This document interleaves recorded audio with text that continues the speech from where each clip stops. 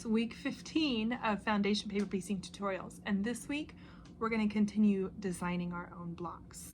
Now, I've said before that I'm really taking this slow because I want you to really understand the ins and outs of foundation paper piecing. I don't want anybody to be overwhelmed or feel like I can't get it, I don't understand it. So we're taking this really slow, but I think that's important for really learning how foundation paper piecing works. So we're going to take it step by step, a little bit at a time, so you can learn as you go. Head to the blog if you haven't already and download the block for this week. Now here's what I want you to do. If you're the kind of person who likes an extra challenge, don't watch the rest of this video yet. Go ahead and pause it and see if you can figure out how you would design this block.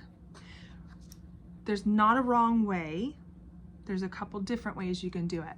So if you're the kind of person that wants that challenge, pause it. See what you come up with, then come back and watch. I'm going to show both methods. And like I said, there's not a wrong way, so see what you can do. If you're not the kind of person who wants a challenge, that's okay too.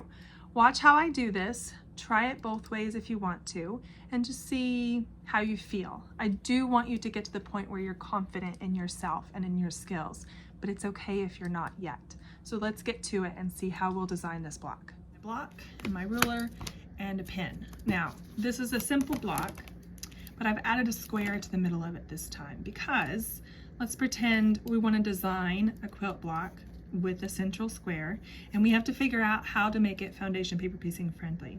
Now, like I said, there's a couple different ways to do this.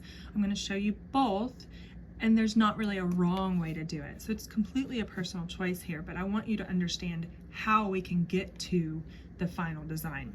So essentially we need to obviously draw off of this. So just like last week where we just start with one line that goes the whole way across the block, I'm going to do the same thing here. I'm going to go right on the line of that square and go all the way across the block. Our first line needs to completely cut the block. So that's our first line there.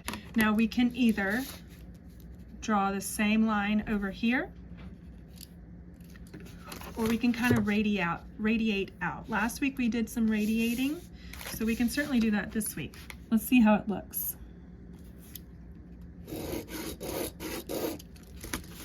And then we have one more to draw this way. Now this is perfectly acceptable. And just like last week, we start with the last line we drew and the line that is intersected for numbering. So we would say 1, 2, or you could say 1, 2, and then coming out from that 3, 4, and 5. Now this is a perfectly fine way to do it. You'll start here and work your way around. The block is worked in one piece, nothing wrong with it. The thing that I might change about this though is that we've got a large piece of fabric here and then medium, medium, small. So let's try it one other way.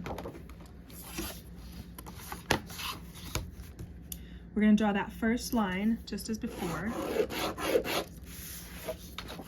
In this case though, I'm going to draw the same line on the other side. So now we have 1, 2, 3, or 1, 2, 3, 1, 2, 3, however you want to do that. And we've got these nice two big chunks. So if I was working with a specific fabric and maybe I didn't have a lot of big pieces, I would do it this way. I can use some smaller pieces, some medium pieces, and then a big piece if I had it. But in this case, I really like the idea of just using two big chunks of fabric, two small chunks of fabric, and then the center square. So in this case, we can do 1, 2, 3, or 1, 2, 3. But I'm going to start in the middle, like that. So I'm going to get this block sewn up and add it to my collection of blocks. I really encourage you to print this off as many times as you need to and play around with it. See if you can find another way to draw your lines and make it foundation paper piecing friendly. You could technically even draw completely different lines if you want to. So work on your blocks, post your progress. I would love to see what you make, and come back next week. We'll keep designing.